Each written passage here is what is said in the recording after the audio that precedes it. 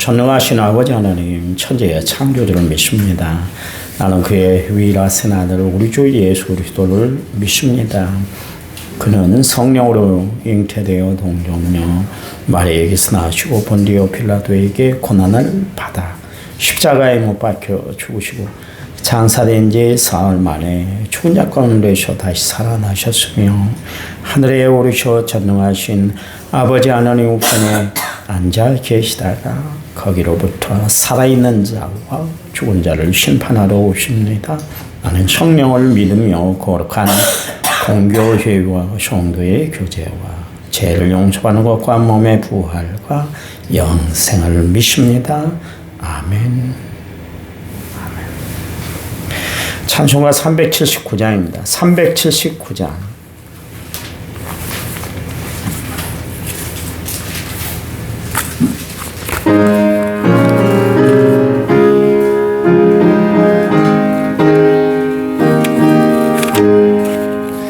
내 갈 길 멀고 밤은 깊은데 빛 대신 주 저 본향집을 향해 가는 길 비추소서. 내 가는 길 달지 못하나 한 걸음씩 늘 인도하소서. 이전에 평탄하게 지낼 때 교만하여 맘대로 고집하던 이제인 사소서. 내 지은 죄 다 기억나시고 주 뜻대로 늘 주장하소서. 이전에 나를 인도하신 주 장래에도 내 앞에 험산율령 당할 때에 도우소서. 밤 지나고 저 밝은 아침에 기쁨으로 내 주를 만나리.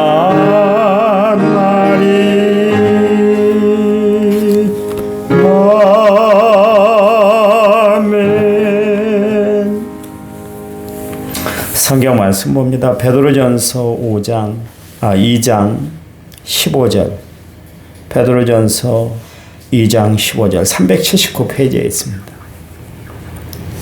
곧 선행으로 어리석은 사람들의 무식한 말을 막으시려는 것이라. 아멘. 1,000번째 6,427번째로 제가 하나님 앞에 드렸습니다.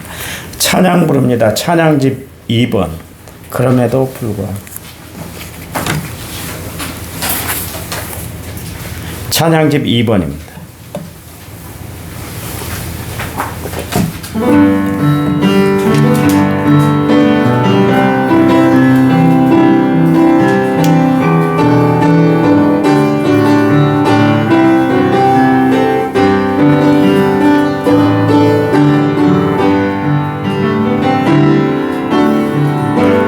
마음속에 어려움이 있을 때 마음속에 어려움이 있을 때 마음속에 어려움이 있을 때 주님 내게 먼저 오사 내 마음을 만지고 주님 앞에 나올 수 없을 때 주님 앞에 나올 수 없을 때 주님 앞에 나올 수 없을 때 주님 날 먼저 안으시네. 그럼에도 불구하고 날 사랑하시는 내 하나님 하나님의 사랑은 나의 모든 걸 덮고 그럼에도 불구하고 날 알아주시는 내 하나님을 부를 때 아버지라 부르죠. 그럼에도 불구하고 날 사랑하시는 내 하나님의 사랑은 나의 모든 걸 덮고 그럼에도 불구하고 날 알아주시는 내 하나님을 부를 때 아버지라 부르죠. 아멘. 어떻게 명절 잘 지내셨습니까? 그 권성징악이라는 게 있습니다. 뭐 사필귀정, 인과응보 뭐 그런 유사 단어가 있는데 우리가 가까이 하는 그 흥부전 또 춘향전 또 뭐가 있을까요? 심청전 이런 내용들이 다 권성징악, 그러니까 선한 것을 권하고 악한 것을 징벌하는 그런 것이 이제 권성징악이잖아요. 그 세상에서도 살아가는데 선을 권하고 산단 말이에요. 악을 또 정죄하고 그렇게 합니다. 하물며 하나님을 믿는 우리도 선악을 분별하며 살아갈 줄 알아야 된다. 그런 이야기죠. 제가 그래서 마지막 때 우리가 늘 기도해야 될 거 뭐냐면 영 분별력을 잘해야 되는 거예요. 그냥 좋다고 다 좋은 것이 아니고 말씀이라고 해서 다 말씀이 아니잖아요. 또 선지자라고 해서 다 선지자가 아니었잖아요. 구약시대 때 보면 정말 정의에 불타서 하나님의 말씀을 그대로 전하는 선지자가 있는가 하면은 마사지를 하는 사람들도 있었어요. 왕들에게 빌붙어서 좋은 이야기만 늘 전해주고 분명히 하나님은 금방 심판하시고 불처럼 임하신다고 그랬는데 걱정하지 말라고 백성들을 다독거리고 딴전을 피우고 그런 사람들이 있었습니다.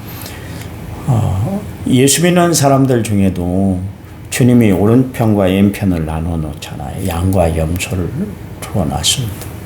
교회 안에 있다고 해서 다 예수 믿는 것이 아니라고 늘 이야기하잖아요. 교회 다니는 자체가 중요한 게 아니에요. 교회에 있다는 자체가 중요한 것이 아니라 내가 그리스도 안에 있어야 돼요. 예수 없이 교회를 다니면 아무 소용이 없는 거예요. 예수 없이 주를 찬양한다고 해서 그게 찬양이 하나님 앞에 받으시는 찬양이 아니에요. 그래서 마태복음 7장에 보면 내가 주의 이름으로 선지자 노릇했고 내가 귀신을 쫓아내고 많은 권능을 행했잖아요. 근데 저 모르시겠어요? 그랬더니 주님이 도무지 넌 모르겠는데 그러면서 한마디 하셨는데 불법을 행한 자들아, 불법을 행한 자야 그랬잖아요. 열심히 달린다고 달려갔는데 아닌 거예요. 이게 예수 믿는 신앙의 잘못된 모습이에요. 교회가 세워졌다고 해서 다 구원받는 것이 아니라니까. 진짜 하나님의 말씀, 생명의 복음이 전해지는 것이 교회인 줄 믿으시기 바랍니다. 우리가 교회 와서 들어야 할 것은 하나님의 말씀이에요. 세상 정치 이야기, 늘 우리 집사람이 그런 이야기를 합니다만 제발 정치 이야기는 하지 말라고. 교인들이 더 잘하니까. 근데 막 의협심에 막 불타서 막 정치 이야기를 하잖아요. 사실 이제 구약시대 때 보면 선지자들 보면 정치 현실을 두고 이야기를 많이 하긴 했습니다만 요즘 교인들은 뭐 모르는 것이 없잖아요. 분별력 다 있어서 이게 잘됐고 이게 잘못됐다 그걸 알잖아요. 근데 가장 중요한 건 뭐냐면 영적인 분별력이에요. 그래야 우리가 선을 행할 줄 알고 악을 구분해낼 줄 알아야 되기 때문에 그래요. 그래서 여러분 마지막 때 하나님 앞에 기도할 때 그렇게 기도하세요. 하나님, 내가 영적 분별력이 있는 사람이 되게 해달라고. 그래서 하나님의 말씀을 바로 듣고 하나님이 원하시는 길을 바로 걸어갈 수 있도록 해달라고 그렇게 날마다 기도하는 삶을 살아가시기 바랍니다. 우리가 선을 행함으로 선행을 행함으로 구원받는 건 아니지만 예수 믿었으면 예수 믿는 표시가 나타나야 될 거 아니겠어요? 그렇잖아요. 선악을 분별하는 것이 참 중요해요. 그래서 하나님이 이스라엘 백성들을 선택했잖아요. 그리고 성결한 백성으로 성민 삼아 주셨잖아요. 저들을 통해서 하나님이 원하시는 것은 뭐였냐면 하나님의 말씀대로 사는 거예요. 세상에는 법이 없었어요. 그 당시에는. 뭐 하무라비 법전이 있었다 이야기를 하지만 일부분이고 법이 없었습니다. 그 당시에는. 왕이 선포하면 그게 법이었잖아요. 이토록 온 백성들이 지켜야 할 법이 규정되어 있는 것은 이스라엘 백성들밖에 없었어요. 그게 이제 율법의 조항, 그래 613개의 조항이 그들에게 선포가 됐잖아요. 법이 주어졌단 말이에요. 그게 규율을 이루는 것이고 질서를 이루는 거예요. 그렇게 하신 이유가 뭐냐면 법을 잘 지켜내므로 하나님의 말씀을 잘 지켜내므로 이방 사람들이 하나님 믿는 백성들은 뭔가 다르구나. 저렇게 살아가는 것이 하늘 백성들, 하나님의 백성들, 야훼를 섬기는 백성들의 모습이구나. 우리도 좀 본받아야 되겠다. 이 영향력을 끼치기 위해서 하나님이 이스라엘 백성들을 선택한 거예요. 큰 나라 애굽을 선택한 것도 아니고 갈대아라는 나라를 선택한 것도 아니고 이스라엘 백성들, 그 조그만 땅 팔레스틴 안에 살아가는 이스라엘 백성들을 선택한 이유는 비록 작지만 하나님의 말씀을 지켜내므로 말미암아 그 겨자씨 하나리 큰 나무를 이루는 것처럼 누룩이 전체 밀가루를 부풀게 하는 것처럼 이스라엘 백성들을 통해서 좋은 영향력이 자꾸자꾸 이렇게 번지도록 하게 했는데 이스라엘 백성들이 그렇게 살지를 못한 거예요.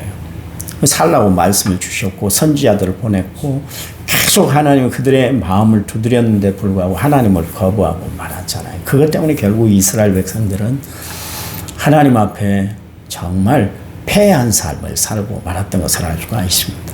하나님이 우리를 부르신 이유가 있잖아요.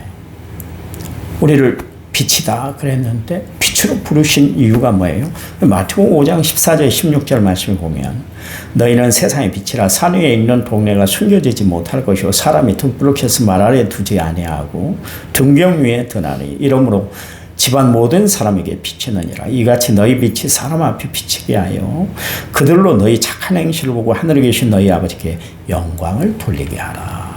가장 중요한 게 뭐냐면 우리를 빛으로 빛의 자녀로 빛의 사람으로 부르신 이유는 뭐냐면 우리의 삶의 행적을 통해 선한 모습을 통해서 믿지 않은 사람들, 그 사람들이 예수 믿는 사람들은 진짜 뭔가 다르다. 저렇게 어려운데도 고통스럽다고 힘들다고 비관하지 않고 잘 이겨내네. 정말 예수 믿는 사람들은 대단해. 그러면서 당연히 그게 하나님 영광을 돌리는 일이 된다는 것이죠. 우리가 드러내는 존재로 빛으로 살아가게 하신 것은 하나님의 영광을 드러내게 하시기 위해서 그렇다. 그런 이야기입니다. 저는 우리 교인들을 보면 진짜 저런 상황 속에서도 신앙생활을 해나갈 수 있을까? 어떻게 저분은 저런 신앙생활을 하지? 고개가 숙여지는 교인들이 있어요. 참 어려운 현실을 알거든요. 가정의 어려움도 알고 생활의 궁핍함도 알고 또 여러 가지 삶의 어려운 기반 가운데 살아가는 교인들이 참 많아요. 그런데 그중에 그런데도 불구하고 하나님을 섬기고 하나님을 의지하고 하나님만 바라보고 살아가는 교인들을 보면 그 앞에 서면 내가 고개가 숙여져요. 목사인 나 하나님만 바라보고 오직 성직으로 부름을 받은 성직자로 부름을 받은 내가 고개가 숙여지는 교인들이 있다니까요. 여러분들이 사회 가운데 여러분 삶을 살아가는 그런 모든 공동체 안에서 그런 아름다운 모습을 보이고 살아갈 때 여러분의 부르신 하나님의 부르심에 합당한 삶을 살아가고 있다는 것을 아시기 바랍니다. 이 이스라엘 백성들에게 말씀을 주셨잖아요. 근데 이스라엘 백성들이 자꾸 말씀을 거부하고 하나님의 뜻과는 정반대로 살았잖아요. 그것 때문에 결국 이스라엘 백성들은 바벨론 포로 생활을 70년 동안 해야만 했었잖아요. 아수르에게 무너진 것은 그냥 무너졌는가 보다 그렇게 생각을 할 수 있지만 바벨론의 포로가 됐다는 것은 그러니까 바벨론 사람들의 정책이 뭐냐면 동화를 시키는 거예요. 만약 우리하고 피를 섞지 않으려면, 그러려면 너희들 집단 다 바벨론으로 데리고 갈 거야. 그래서 끌고 간 사람들이 바벨론 포로로 끌려간 사람들이거든요. 그렇게까지 어려움을 당했잖아요. 아무 빛이 보이지 않을 때, 희망이 없어 할 때, 그때 하나님이 이사야 선지자를 통해서 이사야서 60장 1절 말씀을 통해서 일어나라, 빛을 발하라. 일어나래요. 빛을 발하라. 너희들 지금 이 자리에 앉아 있을 자리가 아니야. 그 이야기요. 이제 70년 동안 앉아 있었잖아. 이제 일어날 때가 됐어. 그러면 다시 고고로 돌아와라. 그러면서 빛을 발하라. 그랬습니다. 철저히 어둠 가운데 거했잖아요. 앞이 보이질 않았잖아요. 절망 그 자체였잖아요. 늘 그 버드나무에다가 하프를 거기다 그냥 노래 부를 기력도 없는 사람들이 했어요. 그냥 모여서 하나님 이야기를 하고 그러면서 찬양 부를 힘도 없었어요. 왜냐하면 너무나 고달픈 포로 생활을 하고 억압받는 생활을 하니까 찬양 부를 흥도 없었다, 그런 이야기예요. 그런 백성들, 완전히 어둠 가운데 거하는 백성들, 실망과 좌절과 시리에 빠져있는 백성들에게 하나님이 일어나 빛을 발해. 이제 어둠이 너희들에게서 다 벗어나게 됐어. 그 이야기. 여러분, 하나님이 깊은 침몰 속에, 정말 침몰 속에 살아가고 있는 우리에게 일어나라, 빛을 발하라 말씀하신 줄 믿으시기 바랍니다. 그래요. 하나님은 결국 이스라엘 백성들이 본래 보여야 할 모습이 빛된 백성 아닙니까? 그렇잖아요. 빛을 비춰서 하나님의 영광을 드러낼 백성인데 하나님이 끝내 그 작업을 다시 이루어놓은 것을 알 수가 있습니다. 성도들의 삶은 선행을 통해서 하나님 자녀다운 모습을 보이고 살아가는 거예요. 세상 사람들이 선을 행하는 것은 다른 거 아니잖아요. 공덕을 쌓기 위해서. 공덕이 뭡니까? 좋은 일을 많이 함으로 그것이 덕이 돼서 그게 나중에 자기들에게 좋은 것으로 인도함을 받는다. 이게 불교에서 이제 나오는 언어인데요. 공덕이다, 그런 이야기를 하잖아요. 시주하는 것부터 뭐 세상을 바르게 사는 것 다 덕을 쌓아야만 그래야 천국 갑니다. 그 이야기예요. 덕을 쌓는 거예요. 그러면 기독교도 덕을 쌓는 거예요. 그렇지만 기독교에서 덕을 쌓는 것, 선행을 하는 것은 개념이 달라요. 그 사람들은 천국 가기 위해서 덕을 쌓아요. 근데 우리는 덕을 쌓는 이유가 뭐예요? 선행하는 이유가 뭐예요? 하나님의 은혜가 감사해서 하는 거예요.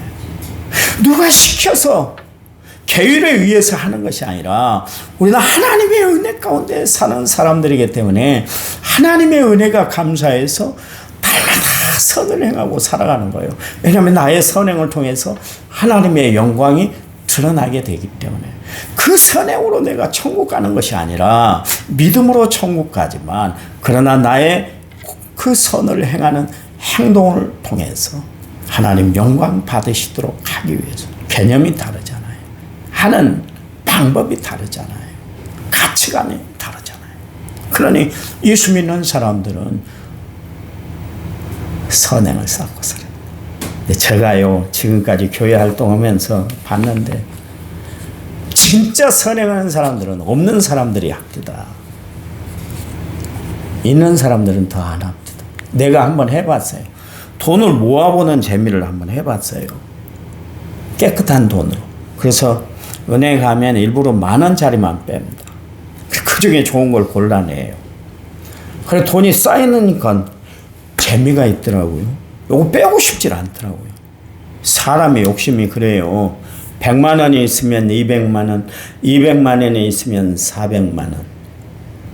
욕심이 끝없어져요. 그건 원래 인간의 본래의 모습이에요. 그런데 예수 그리스도 안에서 변화가 되면 주는 삶을 살아요. 은혜 받은 사람들이 주는 삶을 살더라고요. 시간을 드리고 몸을 드리고 마음을 드리고 정성을 드리는 것이 그냥 드려지는 것이 아니에요. 어떤 분은 그럽니다. 갔더니 아유 목사님 내가 이거라도 좀 봉사하게 해주세요. 그러시더라고요. 여러분 우리 교인들 오늘 새벽에 나오신 분들은 다 주고 사는 사람들이에요. 그러니까 내가 이야기를 하는 거예요. 다 주고 살아. 지금 여기 나오신 분들 더 많이 베풀고 살아가시기 바랍니다. 성경은 주는 자가 복되다. 선을 베푸는 자가 복이 있다. 그 이야기예요. 여러분 그래요. 오늘 살아갈 때 하나님이 주신 이 귀한 말씀 선을 행함으로 하나님 앞에 영광 돌리고 살아가시기 바랍니다. 지금까지 잘 살아왔는데 앞으로도 베풀며 삶으로 하나님이 누리게 하시는 풍성한 은혜를 마음껏 누리고 살아가는 은혜로운 성도들이 되시기를 간절한 마음으로 부탁을 드립니다. 하나님 감사합니다. 앞뒤 전업 다 둘러봐도 아무것도 없지만 우리가 붙들 것이 있습니다. 바로 하나님 예수 그리스도인 줄 믿습니다. 우리가 그리스도 안에 있을 때 평안을 누리고 기쁨을 누리고 감사의 조건이 되는 줄 믿습니다. 주님, 우리가 베푸는 이 작은 선행을 통해서 하나님의 영광이 나타나도록 역사해 주시옵소서. 주님 손길이 우리를 통해서 나타나도록 오늘 하루 승리하도록 하나님이 함께해 주시옵소서. 예수님 이름으로 기도했습니다. 아멘. 우리 10분 동안 간절히 기도하는데 기도 끝마치고 제가 밥을 사려고 합니다. 밥 드시고 가시기 바랍니다.